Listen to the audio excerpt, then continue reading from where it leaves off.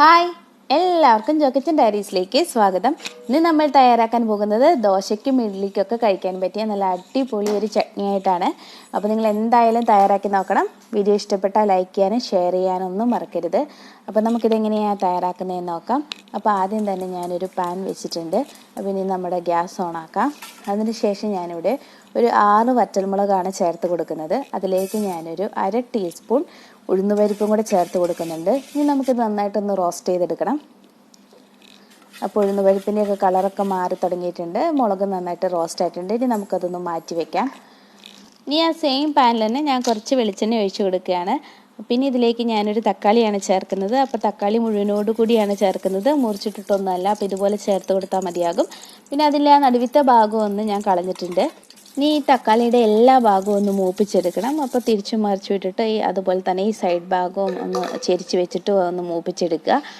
അപ്പോൾ നമ്മളിത് ചെയ്യുമ്പോൾ ശ്രദ്ധിക്കേണ്ട ഒരു കാര്യം, നമ്മൾ ലോ ഫ്ലെയിമിൽ ഇട്ടിട്ട് വേണം ചെയ്യാനായിട്ട്, അല്ലെങ്കിൽ നമ്മുടെ തക്കാളി പെട്ടെന്ന് കരിഞ്ഞു പോകും.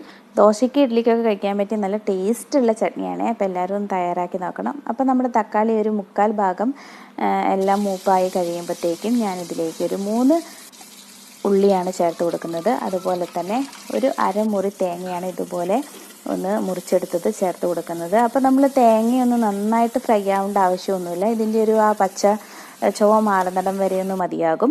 അതുപോലെ തന്നെ നിങ്ങളുടെ കയ്യിൽ ഗ്രേറ്റഡ് കോക്കനട്ട് ഉള്ളതെങ്കിൽ അങ്ങനെ ചേർത്താലും മതി, കുഴപ്പമൊന്നുമില്ല. പക്ഷേ ഇങ്ങനെ ചേർക്കുകയാണെങ്കിൽ ഇതായിരിക്കും കൂടുതൽ നന്നാവുക. അപ്പോൾ നമ്മുടെ തേങ്ങയും തക്കാളിയും എല്ലാം നന്നായിട്ട് മൂത്ത് വന്നിട്ടുണ്ട്. ഞാൻ തീ ഓഫ് ചെയ്തിട്ടുണ്ട്. ഇനി നന്നായിട്ട് ഇത് തണുക്കണം. കണ്ടോ, ഈ ഒരു പരുവത്തിലായാൽ മതിയാകും. പിന്നെ എല്ലാം നന്നായിട്ട് തണുത്തതിന് ശേഷം നമ്മൾ മിക്സിയിലിട്ടിട്ട് ഒന്ന് അടിച്ചെടുക്കുകയാണ്. ഒന്ന് അരച്ചെടുത്തതിന് ശേഷം നിങ്ങൾക്ക് പുളി നോക്കണം. അപ്പോൾ പുളി കുറവാണെങ്കിൽ കുറച്ച് വാളംപുളിയും കൂടെ ചേർത്ത് കൊടുക്കാവുന്നതാണ്.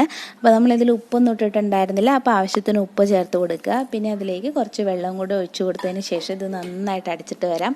അപ്പോൾ വെള്ളം ചേർക്കുമ്പോൾ ശ്രദ്ധിക്കേണ്ട ഒരു കാര്യം, നന്നായിട്ട് തിളപ്പിച്ചാറിയ വെള്ളമായിരിക്കണം. അപ്പോൾ നമ്മൾ ഒത്തിരി വെള്ളം ഒഴിച്ചു കൊടുക്കാൻ പാടില്ല. ഇത് ഇച്ചിരി കുറുകിയിട്ടുള്ള ടൈപ്പുള്ള ചട്നിയാണ് വേണ്ടത്. ഇനി നമുക്കിതിലേക്ക് ഒന്ന് കടുകും കൂടി ഒന്ന് പൊട്ടിച്ച് ഒഴിക്കാം. അതിനായിട്ട് ഞാനിവിടെ കുറച്ച് വെളിച്ചെണ്ണ ഒഴിച്ചിട്ടുണ്ട്. വെളിച്ചെണ്ണ ഒന്ന് ചൂടായി വരുമ്പോഴത്തേക്കിനും അതിലേക്ക് കുറച്ച് കടുക് ഇട്ട് കൊടുക്കാം. കടുകൊന്ന് നന്നായിട്ട് പൊട്ടി വരുമ്പോൾ നമുക്കതിലേക്ക് കുറച്ച് കറിവേപ്പിലയും കൂടി ഇട്ട് കൊടുക്കാം. ഇനി നമുക്കിതിലേക്ക് ഒരു 2 വറ്റൽമുളക് ഞാൻ ചേർത്ത് കൊടുക്കുന്നുണ്ട്. അപ്പോൾ അതും കൂടെ ഒന്ന് ചേർത്ത് കൊടുക്കാം.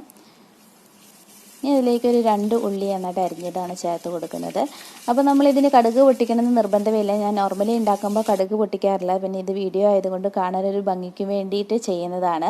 നമ്മൾ കടുക് പൊട്ടിക്കാതെ തന്നെ അതിന് നല്ലൊരു ടേസ്റ്റാണ്. അപ്പോൾ നമ്മുടെ ഇതെല്ലാം നന്നായിട്ട് മൂത്ത് വന്നിട്ടുണ്ട്. അപ്പോൾ നമുക്കിത് നമ്മുടെ ചട്നിയിലേക്ക് ഒഴിച്ചു കൊടുക്കാം. അപ്പോൾ നമ്മുടെ ടേസ്റ്റി ആയിട്ടുള്ള ചട്നി ഇവിടെ തയ്യാറാണ്. എല്ലാവരും തയ്യാറാക്കി നോക്കുക. ഉണ്ടാക്കി നോക്കിയിട്ട് അഭിപ്രായം കമൻറ്റ് ബോക്സിലൂടെ രേഖപ്പെടുത്തുക. അപ്പോൾ അടുത്ത നല്ല വീഡിയോ ആയിട്ട് വീണ്ടും കാണാം. Thanks for watching. ബൈ.